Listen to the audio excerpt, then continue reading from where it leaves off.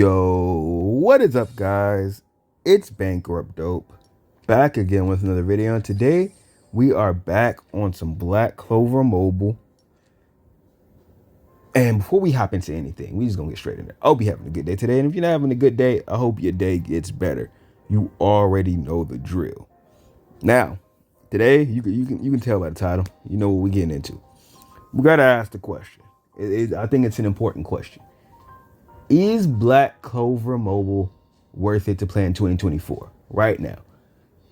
Specifically, like this month when I say this, or even the upcoming months. Like, what is Black Clover Mobile offering that you need to play now over other gacha games? Because let's be honest. Now, I know there are people out there that play like multiple gacha games. You're crazy for that. I just have to say that. I mean, I do it too, so I'm crazy as well. But like, more than two gacha games, in my opinion, is a little too much. I can only do I can really focus one, and the other one's kind of part time. That's kind of how it goes for me. And so yeah, we're talking about Black Clover Mobile as a forefront mobile gacha game that you are playing. Does it do that in 2024 right now? Is it that? Is it worth playing? Can it be a forefront right now? And is it a forefront right now? And the question's kind of convoluted because on a micro playing, like simple thing, like you know how in games you all have dailies, you all have little tasks that you complete every day. And most people will complete every day while they play the game. If I'm gonna be completely honest and transparent, that's what this game has been since it released. Just that. It's quite literally just been, I do my little bit, I do my little dailies, I do whatever I need to do, and I get off the game. There's nothing like that I'm striving to do right now. There's no real big in-game content out there that feels good in this game right now. There just isn't. Now, I know somebody's gonna sit here and talking about, the game is only a month old. Guys, we're on accelerated time now. 1 month old, we're technically 3 months old, maybe even more. Like, there's just so many little things that we have to consider when we're talking about the state of this game. This game has already released its most hype characters ever and everything. If I'm not mistaken, we capped 50 mil, which, do I have to be honest with y'all? That ain't good. Everybody's all like, oh my God, 50 mil in the first month. Oh, what a successful month. How many banners have we had, y'all?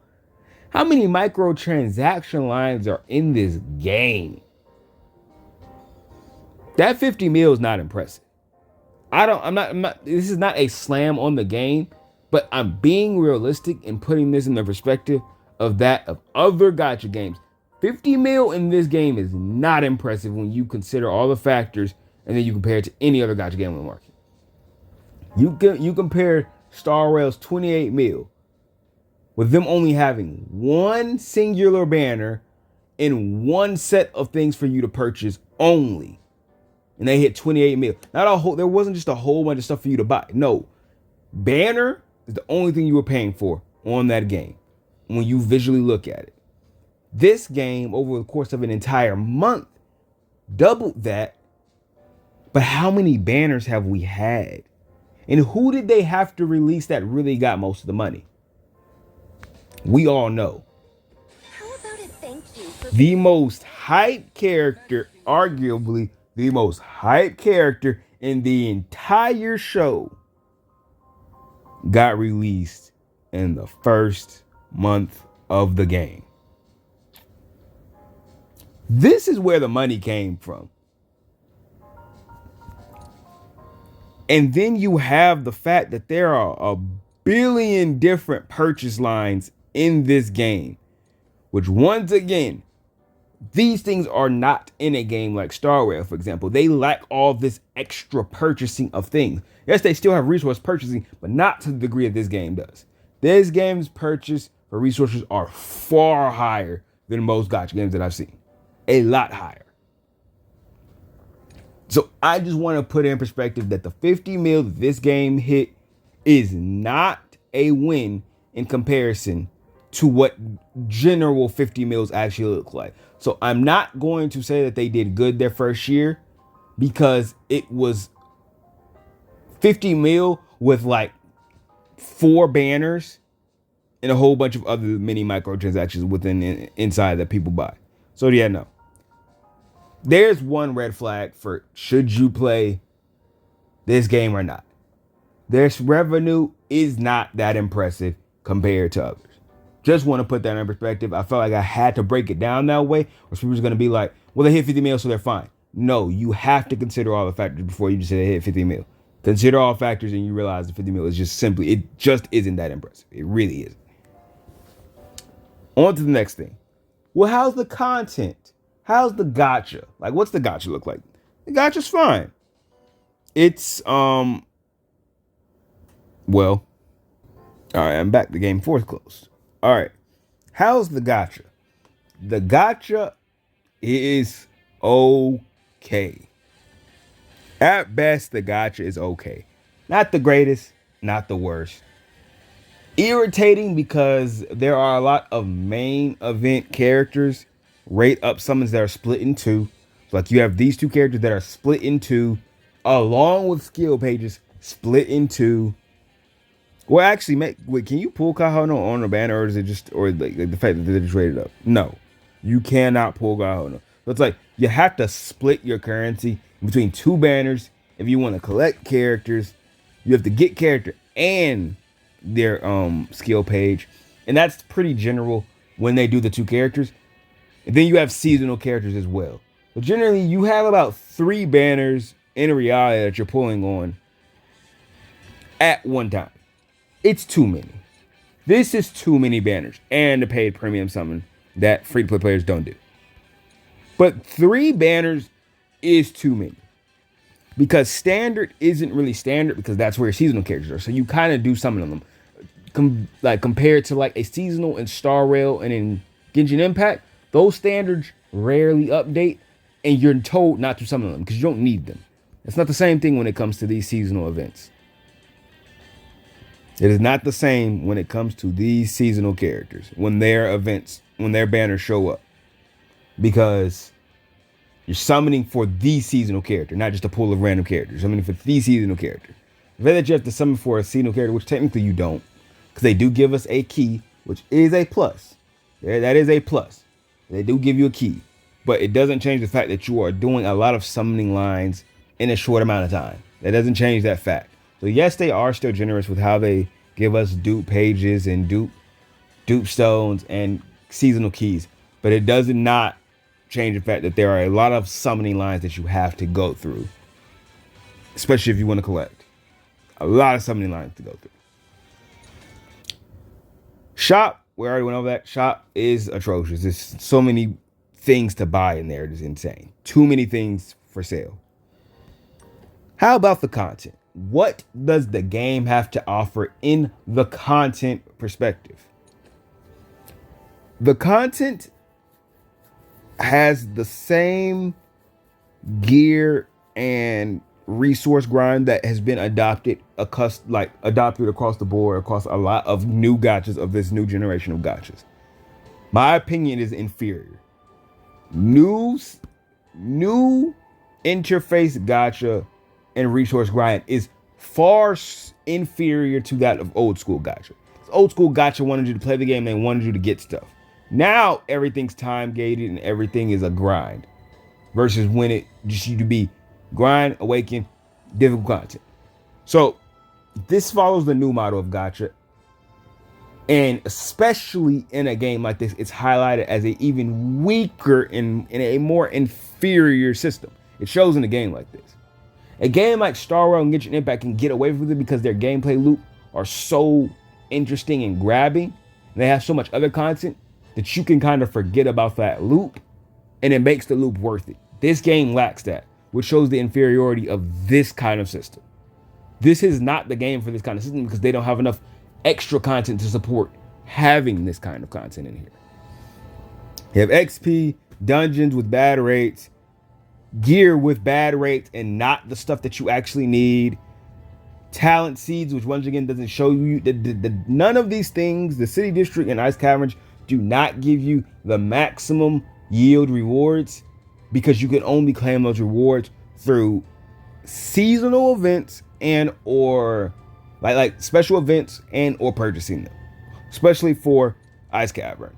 The only way to get the best version of these is through purchasing them, which is bullcrap. Just saying that out there. That's bad. That is bad design. Then you have bond XP, which you have to use to upgrade your character. You have to use XP to upgrade your character's level. You have to use bond XP to transcend their ranks, and you also have to use gear to make them stronger. You have memory hall, which is a completely skippable thing. No one actually does memory hall for playing content. It's just something that you skip, and you get the rewards and you get skill pages. Can you get SSR skill pages in here? What's in here? Skill pages, mage pieces, and I believe that's it. Yeah, they're all the same thing, skill page and mage pieces, but these are completely skippable. You have Hall of Illusions, which is the only what I would call in-game content, but it's the worst form of in-game content because it's not on a balanced playing field. They require very, very, very cheap gimmicks, and some of them are just too hard for certain people to do because they require things to be built in a certain kind of way sometimes that you just simply don't have prepared because it's so random and you would never expect it. And the game requires it of you to complete some of these stages. Like this stage here requires you to nuke. I have nothing prepared to nuke, so I cannot nuke this stage because I don't have anything prepared to nuke. The character is completely resistant to being locked down, so you can't. It's not like you can stun or push back the enemy so they don't go. You have 6 turns to nuke, or you lose. It's like it's way too gimmicky. It's not a well thought out event, in my opinion. And then on from there, we have our events, which are very, very bad. These are always rotating. So once again, this is simply just more farming. All these 3 on the far right. It is a part of the typical grind. Nothing too good there. You have raids, which might technically be the only good in-game content here. Now that we've caught up, these become challenging, but you only have to do these once a day, and then you skip them, and that's it. It's a once a day. You do it one time, and then you're done. You never look at this again. And same for this. Spire of Honor was just PvP, but you do it one time, or you do it how many times you need to. But there's no reason to do it anymore because you've gotten all your rewards, so there's no need to do that. So what else is left? What else is left? Arena. You can go into your arena and fight people. It is the simplest version of arena that can be talked of. It is a player versus AI set team. This is in plenty of gacha games nowadays. It is your team versus a person's defending team that is controlled by the AI. That is it. Nothing more, nothing less. No special gimmicks. It's just that. So more AI fighting while you're fighting a whole bunch of AI, but this time it's just against other player teams. Pay to play supreme. And that's it. That's all that is in this game right now. I can complete all of those things that I just named in about 40 minutes. PvP may make it last longer, but I don't actually go into any of these events. These are all skippable. So I don't play the game to actually see any of that happen. So that's essentially 1 minute of time of playing. The only time you're playing is to do this one time, to auto these stages, and whatever this is, auto this stage as well. So what are you playing outside of arena? Nothing. There's one singular content that we are doing that is air quotes in game, and it is Hall of Illusions, and I've already said how I felt about that. It's a very, very gimmicky system that doesn't feel real challenging in terms of I'm using my brain. It's build your character like this or you don't beat it type of thing.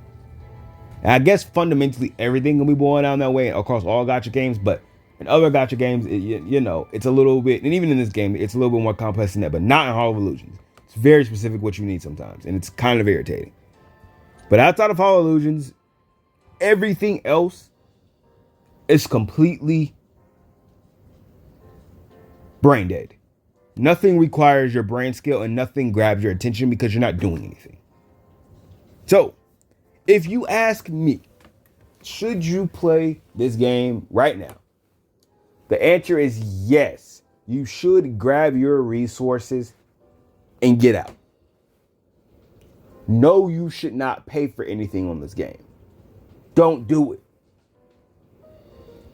Why? Because what are you using it for? Outside of making your PvP team better, what are you using it for?